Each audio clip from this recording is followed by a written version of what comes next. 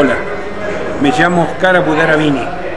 Para evitar susceptibilidades, mi apellido Abudara es de origen judío sefaradí, no soy musulmán. Bini es un apellido italiano católico. Soy hijo de padre judío y de madre católica, por lo tanto mi religión es el catolicismo. Estoy aquí en Madrid invitado por el grupo de investigación de 9/11 Truth de Madrid. Es un grupo de españoles que investiga los atentados sucedidos el 11 de septiembre del 2001 en los Estados Unidos, y también están trabajando junto con nosotros la conexión entre ese atentado espectacular realizado en los Estados Unidos y los atentados realizados en otros países. En mi país, la Argentina, y en el país de ustedes, España. Es importante decirles un concepto básico, y es: ¿cuántos atentados hay? ¿Cuándo sucedieron? ¿De qué manera están relacionados? Primero hay que empezar por la doctrina del presidente Bush, que comparten la mayoría de los gobiernos.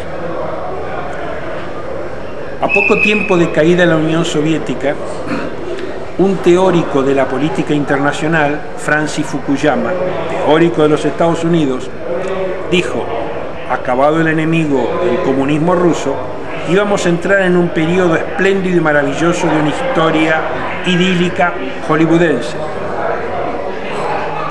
En ese momento de la historia internacional, el presidente Clinton une a dos grandes enemigos: el general Rabin en Israel, primer ministro de Israel, y Yasser Arafat, el líder palestino. Ustedes van a ver por qué. Clinton intenta un proceso de paz en Medio Oriente, se inicia este proceso de paz. En mi país, la Argentina, a 24 horas antes del atentado a la Embajada de Israel, se reúnen todos los líderes judíos de América Latina para apoyar el proceso de paz del general Rabin. 24 horas después ocurre el atentado a la Embajada de Israel. Poco tiempo después, el general Rabin es asesinado. Un tiempo más tarde, el presidente Clinton es volteado por lo que se llama la Fellatio Gate. Ustedes recuerdan que una doncella, Mónica Lewinsky, le fue presentada a este Clinton demasiado inclinado a las damas. Fue luego objeto de espías, se le realizó un impeachment, una interpelación, y tuvo que renunciar al gobierno. Un actor norteamericano, Sean Penn, muy conocido, dijo: ¿cómo puede ser que a Clinton lo sacaron del gobierno por mentir sobre una felacia, sobre una relación erótica con una muchacha? Y a Bush nadie le toca un pelo por mentir no solo sobre los atentados, sino sobre los pretextos para invadir a Irak, Afganistán, para hacer vuelos de la muerte y la tortura en toda Europa. Pero después de esta introducción, vayamos a un raconto de la historia.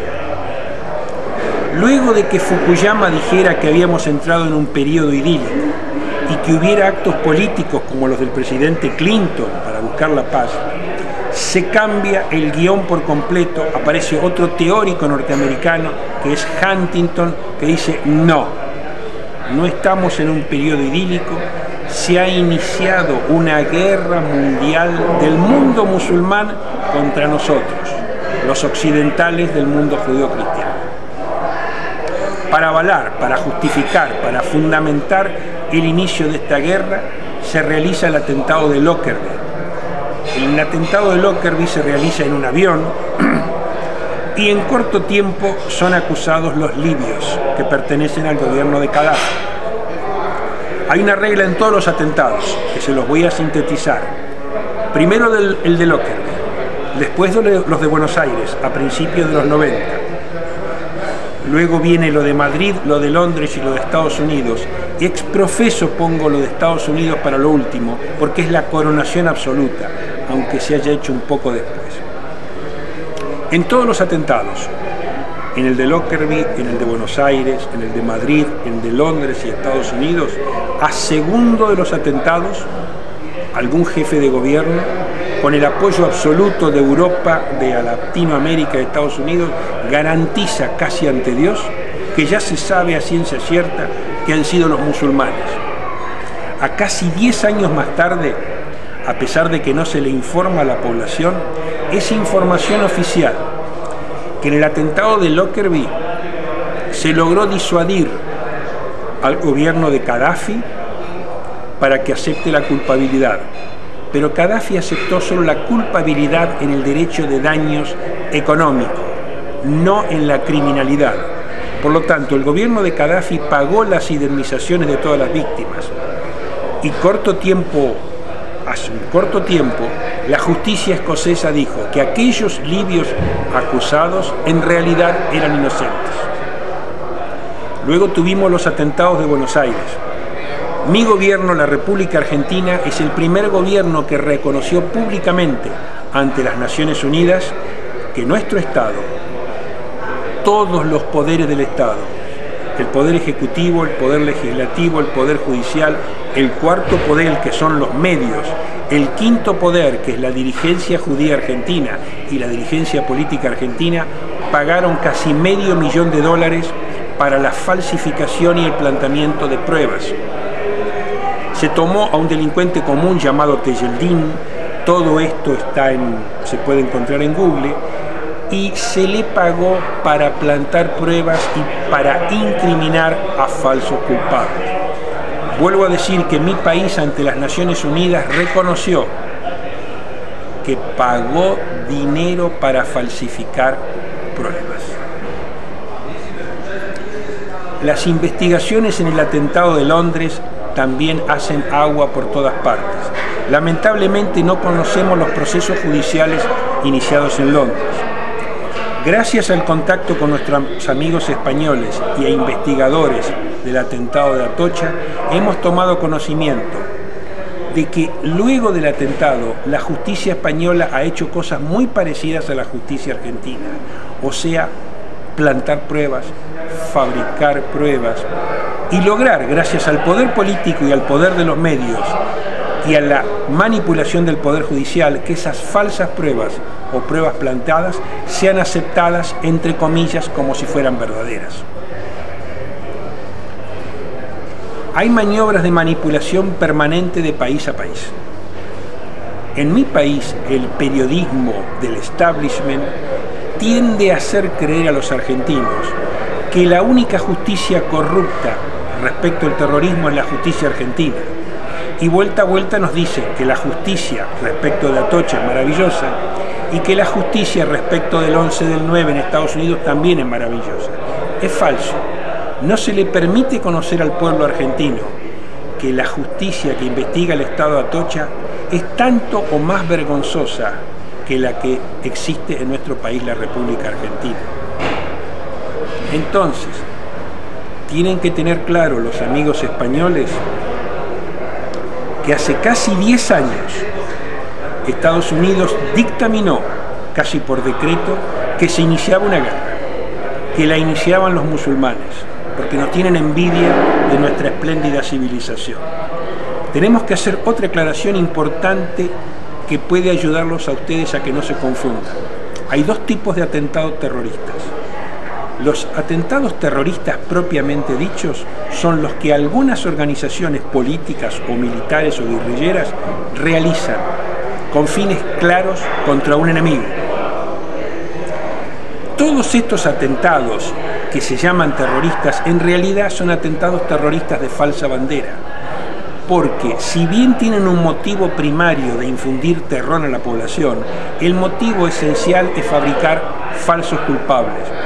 El término falsa bandera viene de la época en donde una goleta o un barco pirata que quería atacar un barco español, en vez de usar la bandera pirata, usaba la bandera española.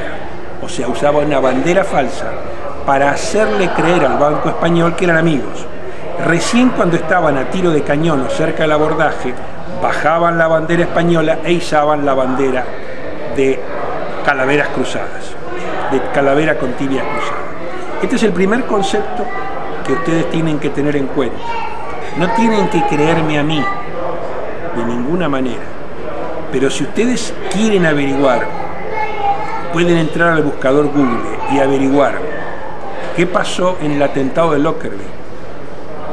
Si ustedes ponen en el buscador Google atentados en Buenos Aires, el signo más y la palabra falsa bandera, o ponen atentado a la AMIA más falsa bandera, les van a aparecer una cantidad tremenda de investigadores argentinos que muestran el planteamiento de pruebas y las pruebas falsas. Déjenme contarles sucintamente lo que ha ocurrido con los dos atentados en nuestro país. Déjenme sintetizar con las investigaciones de los dos atentados en Argentina. Vuelvo a aclararles, mi país, a través del presidente de la República anterior, el doctor Néstor Kirchner, se presentó en las Naciones Unidas y reconoció oficialmente que nuestro país es culpable de encubrimiento. Nuestro presidente dijo, nosotros encubrimos. No dijo por orden de quién encubrimos y no dijo qué es lo que estamos encubriendo. Pero dijo la primera parte, nosotros encubrimos. Como les dije hace un rato, mientras Clinton intentaba procesos de paz en Medio Oriente y mientras la flor y nata de la dirigencia judía se había reunido en la Embajada de Israel, a minutos, a un ratito de que ellos se fueran, estalló la Embajada de Israel. Un juez de la Corte Suprema, porque el atentado a la Embajada de Israel lo investigó la Corte Suprema Argentina, intentó y consiguió, tuvo éxito en disolver intentos de plantación de prueba. Les voy a contar uno o dos, incluso porque hasta resulta simpático. Este juez es el doctor Alfredo Bisordi, y déjenme aclararles una cosa. Nosotros, así como nuestros amigos de Madrid, no tenemos dinero para comprar arrepentidos, ni tenemos acceso a informes especiales de inteligencia. ¿Qué quiere decir? Nosotros lo único que hacemos es estudiar la prueba oficial. A veces simplemente tenemos acceso a la prueba oficial que nada más que se la han escondido al público y que nosotros la buscamos. En este caso, esta prueba oficial es una presentación del juez de la Corte Suprema ante una comisión legislativa. La presentación está por escrito, o sea que no es nada secreto. Cuenta este juez que en plena investigación, la policía, él ya había sospechado que la policía le estaba haciendo jugarretas. Entonces él le dice a la policía, me voy a ir a bañar porque estoy muy cansado, pero regresa de inmediato. Regresa de inmediato, la policía se sorprende y le dice, pero doctor, lo esperábamos más tarde. Y él le dice, ¿por qué? ¿Hay algo importante? Sí, le dice el policía, tenemos el testigo, tenemos la prueba de que han sido musulmanes los que han hecho este atentado. Maravilloso, dice el juez, vamos a interrogar al testigo. Aparece un taxista y el juez le dice, ¿cómo se llama usted? El taxista le dice, me llamo Israel Manu. El juez le dice, ¿de dónde es usted? Y el hombre le dice, he sido oficial del ejército israelí en la guerra de los 6 días. Maravilloso, dice el juez. Cuéntenos qué prueba ha conseguido. Y el taxista le dice, subieron en mi auto 3 o 4 árabes musulmanes. ¿Cómo se da cuenta que son árabes y musulmanes? Y él dice, bueno, yo me he criado en Medio Oriente, algo conozco de las lenguas árabes. Ah, algo conoce. Sí, y esta gente le dijo al taxista, sáquenos de aquí inmediatamente porque esto va a estallar en segundos. Ah, qué interesante. ¿Y en qué lengua especial árabe hablaban esta gente? Bueno, y el taxista empieza a vacilar.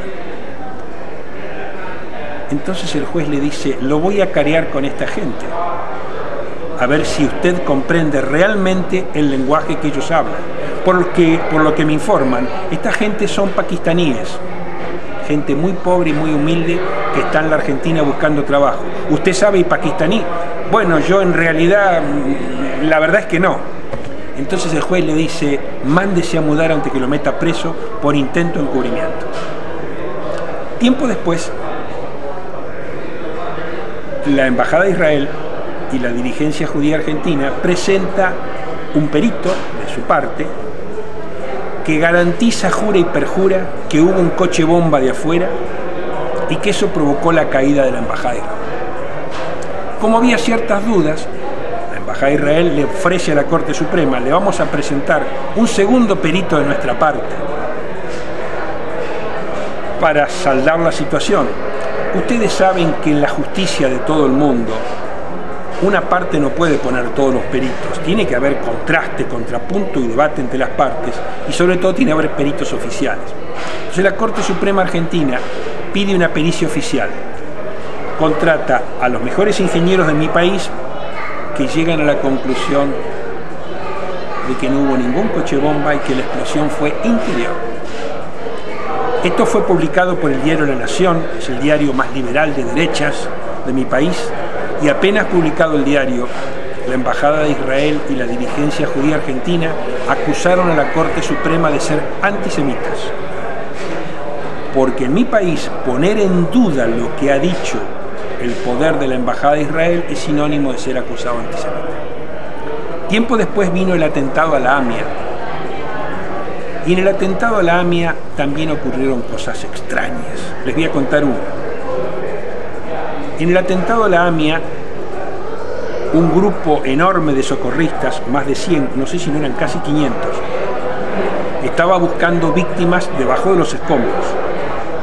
Durante varios días, a veces encontraron algún herido y sacaron gente muerta. Durante varios días, 500 socorristas no vieron ningún coche bomba. Llegó un avión militar de Israel y un general israelí, al ratito nomás de estar en la escena del crimen, encontró un coche bomba.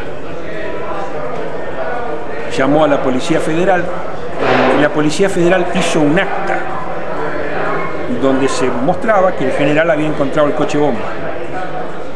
Esa acta es un acta falsa y les voy a explicar por qué y ustedes lo van a comprender. La Policía Federal dice: el general tal y cual ha encontrado un coche bomba, yo lo escribo. Cada vez que la policía hace un acta tiene que llamar a testigos que den fe.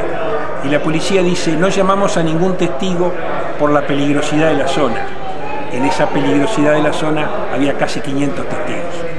Pero esto no fue todo. Cuando se peritan estos restos de coche bomba, pertenecen a motores de auto diferentes. Pero esto no fue todo. Cuando le piden a la fábrica de ese auto, que es la fábrica Renault dice que la chapa encontrada no pertenece al motor de un auto de ese año. Ustedes me van comprendiendo entonces cómo son los procesos de plantación de pruebas. Les ruego que recapitulen lo que se ha hecho en Atocha, porque parece parecido, demasiado parecido. Tiempo después, el fiscal que lleva la causa, el fiscal Nisman, hace un gran movimiento internacional y le comunica a la opinión pública argentina y al mundo que gracias al FBI y al Mossad ha encontrado a los hermanos del supuesto conductor suicida. Garantiza que es un señor libanés de apellido Berro y van a Estados Unidos y entrevista a los hermanos de este señor Berro. Regresa a mi país y de manera inmediata hace una conferencia de prensa tremenda. Yo no recuerdo si duró 1, 2 o 3 horas. Fue un acto de medios tremebundo. Eureka, maravilla, habíamos encontrado por fin al conductor suicida. De una autobomba que no teníamos, pero no importa. A la mañana siguiente, un periodista común, para corroborar las cosas, llama a los hermanos de este supuesto conductor suicida, los señores Berro, libaneses que vivían en Detroit. Los señores Berro en Detroit le dicen: sí, efectivamente ayer estuvo el fiscal Nisman con el FBI. ¿Y qué les dijo a ustedes? Les dijimos la verdad, que nuestro hermano murió en combate en el Líbano y que jamás visitó la Argentina. A pesar de eso, el fiscal Nisman y los medios argentinos siguen insistiendo en que se encontró prueba para acusar al Líbano de ser el autor material. Déjenme decirles ahora cómo es la prueba gracias a la cual se acusa a Irán de ser el autor ideológico. El Mossad y la CIA enviaron informes de inteligencia que dicen que un grupo de terroristas iraníes llamados MKO, enemigos de la Revolución Islámica, son terroristas reconocidos por el Departamento de Estado y por las Naciones Unidas como terroristas y criminales. Este grupo habría escuchado, que habría trascendido, que se habría hablado, que se habría considerado, que se podría haber dicho, que seguramente hubo y se dijo y trascendió una reunión de gabinete en donde, según trascendidos, de gente que dijo y le dijo a otros que dijeron a otros, que el gobierno de Irán había hablado de realizar este atentado. Estas son las pruebas. Y no es solo para tomarlo a la broma, sino porque este es el modelo del terrorismo de estados. Alguien me dijo que me dijeron que habría escuchado que le habrían dicho que en una de esas, en tal casa, había terroristas. Dicen que acá hubo una casa en donde alguien dijo que se dijeron, que también se dijo, y fue un grupo de asalto, el SWAT español, y volaron la casa, mataron un montón de gente. Previamente juran y perjuran que eran terroristas. Creo que se llama el episodio del Leganés o algo por el estilo. Recapacítenlo ustedes.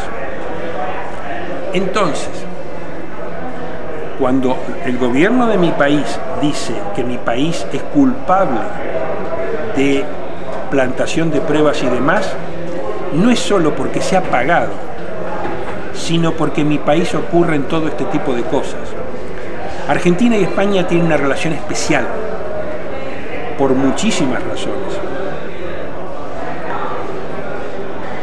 Muchísimos españoles en la Guerra Civil Española fueron muy bien recibidos en Argentina, y en los años 70 hubo terrorismo de Estado en la Argentina. Muchísimos argentinos pidieron asilo y recíprocamente España los bien recibió. Tenemos lazos especiales, pero se envían a mi país periodistas o políticos como una tal señora Pilar Rahola, que va y cuenta cosas de la investigación de Atocha que no son las que yo me estoy enterando aquí. Vayamos un poquito a recapitular lo que ha pasado en estos 7 años. Hubo un primer momento en que se le juró y se le perjuró al mundo que en todos estos atentados había garantía absoluta de que lo habían hecho los musulmanes. Hoy, gracias a los investigadores como el Grupo de Madrid, como los norteamericanos, como europeos como Thierry Meyssan, Giulietto Chiesa, Andrea von Bülow y demás, hoy les puedo decir que el atentado de Lockerbie ya está probado que fue falsamente acusado a los musulmanes. En Argentina, mi país reconoce que es culpable de encubrimiento. Ustedes en Atocha, Dios mío. Y si ustedes ingresan en el blog de 9/11 Truth Madrid, van a ver la cantidad de pruebas que hay para demostrar que las acusaciones de Bush contra esos musulmanes son falsas de la A a la Z. ¿Con qué pregunta seguimos ahora? Descanso un rato. Es importante también que ustedes sepan, porque ustedes viven en España, la impresión que yo tengo es que la manipulación informativa en España es tremenda, que solo excepcional y esporádicamente se permiten que investigadores como un Bruno Cardeñosa o como recientemente el americano Richard Gage, que ha sido invitado por el grupo 9/11 Truth de Madrid, se exprese un poquitito en los grandes medios. O sea, todo el tiempo los medios periodísticos de España y de muchos países siguen difundiendo la historia oficial de Bush. En la mayoría de los países de Occidente esto es así. Les voy a contar una anécdota de Alemania. Cuando yo me entero que hay un ex ministro alemán, Andreas von Bülow, que es un hombre de la socialdemocracia progresista, que además es de origen noble, von Bülow, cuando los alemanes utilizan el von, es un título nobiliario. Cuando yo me entero que él es un ministro alemán de 20 años de carrera, que él ha publicado un libro postulando que la CIA realizó el 11 del 9, le comento esto a un periodista en mi país y me dice, ¿dónde has leído eso? Y le digo, en internet. Y me dice, ¿no será prueba plantada por los conspirativistas? Mi Dios, me puso en duda, porque yo no podía probar que Andrea von Bülow existía. Hablé con varios periodistas argentinos y todos tenían la misma duda. Ahora, nadie quería ocuparse de corroborar si Andrea von Bülow existía o no. Cualquier periodista importante podía llamar a la embajada alemana y preguntar. Yo tuve que preguntarle a amigos que viven en la Suiza alemana y enseguida me mandaron un email diciéndome, Andrea von Bülow existe, es un exministro, ha publicado un libro que aquí es un escándalo, pero la prensa alemana oficial tiene órdenes de no tocar el tema solo se conoce en los medios alternativos. Es muy importante que ustedes sepan que en todos estos atentados no solo hay investigadores alternativos como nosotros en Argentina o como el grupo 9/11 de Madrid. Se les está ocultando a ustedes que hay ministros de varios países, hay parlamentos de varios países, hay presidentes de varios países y hay gobiernos de muchos países que están adoptando el punto de vista que llamamos alternativo. Punto de vista alternativo que dice el 11 del 9, Atocha, Buenos Aires, Lockerbie y Londres son atentados de falsa bandera realizados por Occidente para acusar a los musulmanes y sembrar el terror. Déjenme, aunque sea abuelo de pájaro, un grupo de congresales canadienses es partidario de la doctrina alternativa y exige investigaciones. El Parlamento venezolano en pleno es partidario de la teoría alternativa. El presidente se ha expresado varias veces. El gobierno de Irán, el presidente de Irán. En el Europarlamento, el parlamento de ustedes, hay un europarlamentario italiano, Giulietto Chiesa, que ha hecho varias presentaciones parlamentarias, está recorriendo el mundo explicando por qué el 11 del 9 es un autoatentado. El expresidente de Italia, don Francesco Cossiga, ha dicho el 11 del 9 es una operación de la CIA y el Mossad. Les dije hace un rato que Andrea von Bülow también. Ministros británicos como Robin Cook y Michael Metzger también. Una ministra francesa antes de asumir con Sarkozy. Es importante que sepan que hay varios congresales norteamericanos asumiendo esta posición. En el blog de la 9/11 Truth de Madrid los van a encontrar. Más importante aún es que ustedes sepan que en la reciente contienda presidencial norteamericana había una candidata a la presidencia de la nación y congresal, Cynthia McKinney, que en su plataforma de campaña exigía una investigación alternativa del 11 del 9 y es partidaria de la doctrina del autoatentado. Muy importante es que ustedes sepan lo que ha pasado en el Parlamento japonés. Japón tiene 40 víctimas que han muerto en las Torres Gemelas. Recientemente, un grupo de parlamentarios conducidos por el parlamentario Fujita, todo esto lo van a encontrar en el blog de 9/11 Truth de Madrid, hablado en japonés pero subtitulado al español. Los parlamentarios interpelan al premier y es muy importante que ustedes vean el vídeo. Ustedes dicen vídeo, nosotros decimos video. Que ustedes vean el vídeo porque van a ver la imagen del primer ministro japonés, soberbio, tranquilo. En Argentina decimos canchero. Cuando empieza la interpelación, el parlamentario japonés le dice: ¿es consciente usted que han muerto 40 ciudadanos japoneses? Sí. Imaginamos que el gobierno japonés les está dando asistencia de toda índole, incluso jurídica. Sí, por supuesto, dice el premier japonés. ¿Y sobre la base de qué conceptos jurídicos? ¿Sobre la base de qué informes de inteligencia? ¿Sobre la base de qué análisis de geopolítica le está informando usted a los familiares de la víctima para que se defiendan de la mejor manera? Dice el premier. ¿Sobre qué base va a ser? Sobre la información oficial de Estado a Estado que nos envía el gobierno americano. Ajá, dice el parlamentario japonés, muy bien. Descuento que usted conoce las investigaciones alternativas de Thierry Meyssan, de Giulietto Chiesa, y el premier japonés empieza a tragar saliva. Y si ustedes ven atentamente el vídeo creo que se empieza a poner colorado y a sonrojarse. Entonces el parlamentario Fujita le dice: señor, en el mundo,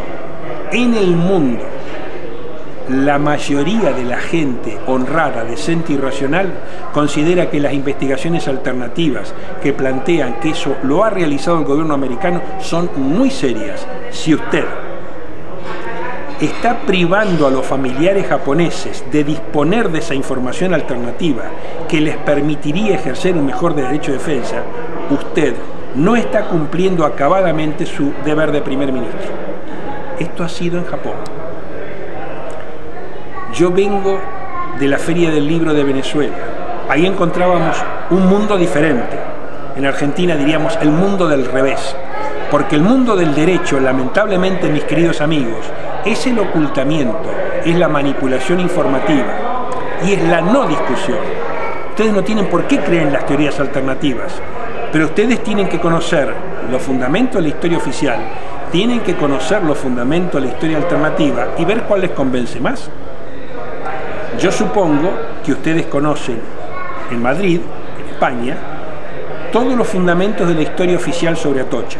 Supongo que conocen el tema de la mochila de Vallecas y todas las cosas raras que han ocurrido. Ustedes saquen su conclusión. En Venezuela, nosotros, había varios investigadores del 11 del 9. Estaba Thierry Meyssan de Francia, estaba Don Paul de los Estados Unidos, James Petras de los Estados Unidos, había un general hindú especialista en geopolítica y demás. En Venezuela, a nosotros nos reporteaba la Radio Nacional en horario central. Es decir, que el gobierno venezolano, a diferencia de los otros gobiernos, tomó la decisión política de Estado de permitirle al pueblo venezolano que conozca a los investigadores alternativos. Yo creo que eso es libertad de expresión. Eso con respecto a Venezuela. Entonces, el presidente de Venezuela, apenas terminado el humo de los escombros en las Torres Gemelas, cuando Bush logra el acuerdo de las Naciones Unidas para atacar Irak, porque Bush conversó con Dios, que le dijo que habían sido los musulmanes y que Saddam Hussein tenía algo que ver. Apenas terminado esto, las Naciones Unidas le dieron carta blanca, Europa le dio carta blanca. El presidente Chávez le dijo no. Yo no sé exactamente qué es lo que ha ocurrido el 11 del 9, pero este señor Bush quiere combatir el supuesto terrorismo con más terrorismo y guerras. O sea que de entrada Venezuela se plantó como Estado que se oponía a estas cosas. Recientemente creo que hemos tenido otra manifestación de Estado por parte de Rusia. Así como les vengo de decir que en Venezuela los grandes medios de comunicación, los medios de masa, nos permitían expresarnos, hace 30, 40, 50 días, la televisión rusa abierta, la gran televisión, invitó al europarlamentario Giulietto Chiesa y al investigador francés Thierry Meyssan a un gran debate en televisión abierta, en horario central, que ha sido visto por unos 50 millones de personas. Estaban Chiesa y Thierry Meyssan, a un costado 5 investigadores rusos partidarios de la doctrina de Bush. Al otro costado, 5 investigadores expertos en seguridad que los interrogaban. Se permitió expresar en horario central ante más de 40 millones de personas la investigación. El gobierno ruso, al igual que el gobierno venezolano, en vez de usar todo el poder de los medios informativos para la falsificación y la mentira, la ofreció para el planteo de las doctrinas alternativas. Y esto no fue todo. Al día siguiente se hizo una reunión oficial con la flor y nata de todos los empresarios y rusos, de los funcionarios de gobierno, y se volvió a interrogar al europarlamentario Chiesa sobre su investigación. Y esto no fue todo. El gobierno ruso emitió un comunicado internacional que dijo: hemos difundido estas investigaciones alternativas y queremos dejar constancia que nosotros nos veníamos callando la boca. Pero luego de que nos atacaron en Osetia, Israel y Estados Unidos, hemos, como decimos en la Argentina, pateado el tablero. En síntesis, si bien hay muchísimos gobiernos que se están callando la boca o manipulando, hay otros que están empezando a difundir ante su gente esto. Ojalá alguien lograra interrogar a Gaddafi y lo ayudara a decir alguna de las cosas. Por último, mi experiencia aquí en Madrid ha sido espléndida, maravillosa, porque en el intercambio con la gente de Madrid es muy importante ver que otras personas desde otro país llegan a la misma conclusión. Fue muy importante para mí conocer a los investigadores de Atocha. ¿Cuál es el paso que creo que tendríamos que dar? Sería muy bueno que lográramos reunir a los investigadores de todos los atentados en Madrid y que traigamos a los grandes monstruos, a los grandes investigadores, porque hay científicos de primerísimo nivel, hay ministros. Ojalá que podamos traerlo a Thierry Meyssan, a David Ray Griffin de Estados Unidos, a Richard Gage otra vez, al ministro Andrea von Bülow, al europarlamentario Giuretto Chiesa, a los investigadores de Atocha, a los investigadores de Lockerbie, a los investigadores de Buenos Aires, a los investigadores de Londres, y me duele decir que quizás tengamos que invitar a los primeros investigadores de Bombay, porque en el día de hoy hemos tenido otra cosa muy rara. Gracias.